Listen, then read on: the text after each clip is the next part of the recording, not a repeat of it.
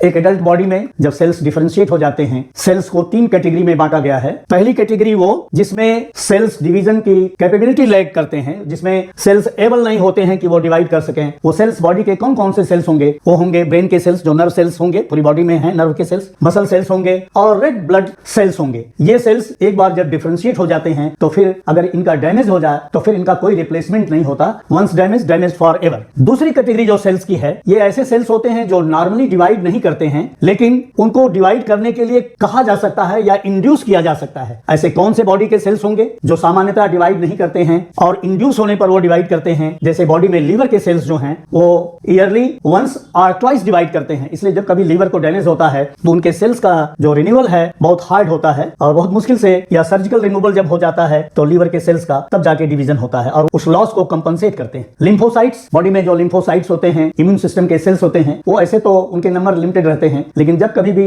Antigenic stimulation होगा, कोई antigen body में आएगा, तब ये सेल्स जो हैं फिर प्रोलिफरेट करेंगे। स्किन के फाइब्रोब्लास्ट सेल्स या हार्ट मसल सेल्स, इनको जब इंड्यूस किया जाता है तब वो सेल्स डिवाइड करते हैं। बॉडी में जो तीसरी कैटेगरी सेल्स की होगी, जिनमें high level of mitotic activity पाई जाएगी, जो बहुत तेजी से डिवाइड करेंगे। स्पर्मेटोगोनिया होगा, जहां पर स्पर्म का फॉर्मेशन हो रहा है एडल्ट्स में। हेमाटोपोएटिक स्टेम सेल्स होंगे, जहां पर ब्लड सेल्स का फॉर्मेशन होता है, आरबीसी और डब्ल्यूबीसी का फॉर्मेशन होता है। एपिथेलियल सेल्स, जो स्किन के एपिथेलियल सेल्स हैं, या गट एलिमेंट्री कैनाल को लाइन करने वाले, उस कैविटी को लाइन करने वाले जो सेल्स हैं, उनका डिवीजन बहुत फास्ट होता है। वो 24 आवर्स के अंदर 2-2 बार डिवाइड कर जाते हैं, 3-3 बार डिवाइड कर जाते हैं, तो हाई कैपेसिटी होती है उनकी डिवाइड करने की। और सेल्स, मेरिस्टेमेटिक सेल्स, जिनको स्टेम सेल भी प्लांट सेल में कहा जाएगा, वो सेल्स रूट और स्टेम के टिप्स पर पाए जाएंगे और उनमें हाई माइटोटिक एक्टिविटी पाई जाएगी। और वो सेल्स जो हैं, मेरिस्टेमेटिक सेल्स जो हैं, प्रोड्यूस करते हैं new leaves, buds and flowers. In conditions के अलावा सेल्स में एक कंडीशन और होगी कि कुछ सेल जो हैं वो डिवाइड नहीं करते हैं और रेस्ट में चले जाते हैं या क्यूसेंट स्टेज में चले जाते हैं। देखिए यहाँ पर